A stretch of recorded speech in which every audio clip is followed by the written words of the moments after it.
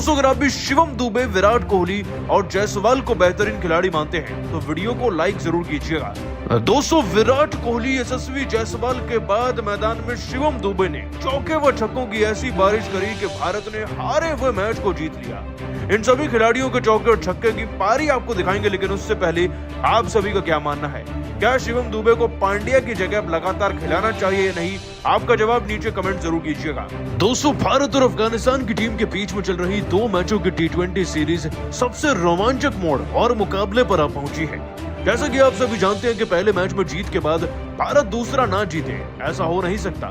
लेकिन जीत को मुकम्मल बनाने के लिए इस बार जब इंदौर में उतरे तो अफगानिस्तान की टीम ने कांटे की टक्कर की परफॉर्मेंस देकर दिखाई है। यूं तो दोस्तों किस्मत रोहित शर्मा के साथ थी। वो टॉस जीतकर टीम के लिए गेंदबाजी चुनी और हमें अर्ली विकेट्स भी मिल रहे थे, लेकिन फिर भी 20-25 रन हर कोई अफगानिस्तानी खिलाड़ी ऑलमोस्ट बना कर गया। और सबसे ज्यादा धांसू पारी गुलबदीन ने खेली, जो 35 में 57 रन बना कर गए। नजीबुल्लाह ने भी 23 रन बनाए और 20 रन जन्नत नाम के खिलाड़ी ने बनाए।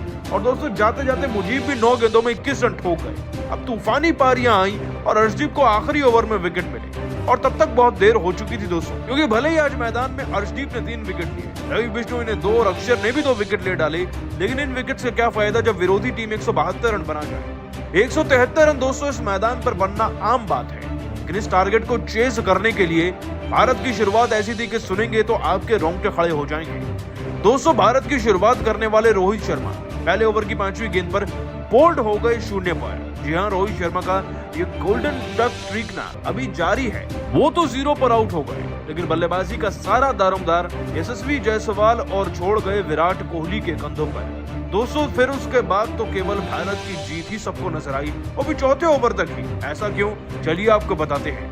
दोस्तों आपको बता दें कि जैसे ही दोनों खिलाड़ियों ने बल्ला हाथ में थामा ना, तो केवल गेंद को बाउंड्री से बाहर पहुंचाने की मानो कसम सी खा ली थी। जायसवाल ने दोस्तों पहली गेंद पर ही चौका जड़ा था इनिंग की शुरुआत में, लेकिन इसके बाद जब कोहली को मौका मिला तो मुजीब को पारी के दूसरे ओवर में 2 बैक टू बैक चौके जड़े थे इन्होंने, पारी के इस दूसरे ओवर की दूसरी गेंद पर और दूसरे ओवर की आखिरी गेंद पर। इसके बाद दोस्तों फजल हक फारूकी का तो ऐसा हश्र किया यशस्वी जायसवाल ने कि मानो उनकी गेंदबाजी किसी गली के खिलाड़ी की गेंदबाजी बन गई थी। तीसरे ओवर की पहली गेंद पर दोस्तों फारूकी को एक छक्का लगा। उसके बाद इस ओवर की तीसरी गेंद पर एक मौका मिल गया जायसवाल को, तो इस ओवर की चौथी गेंद पर फिर से उन्होंने पांव आगे कर डीप मिड विकेट की तरफ से एक और छक्का जड़ दिया।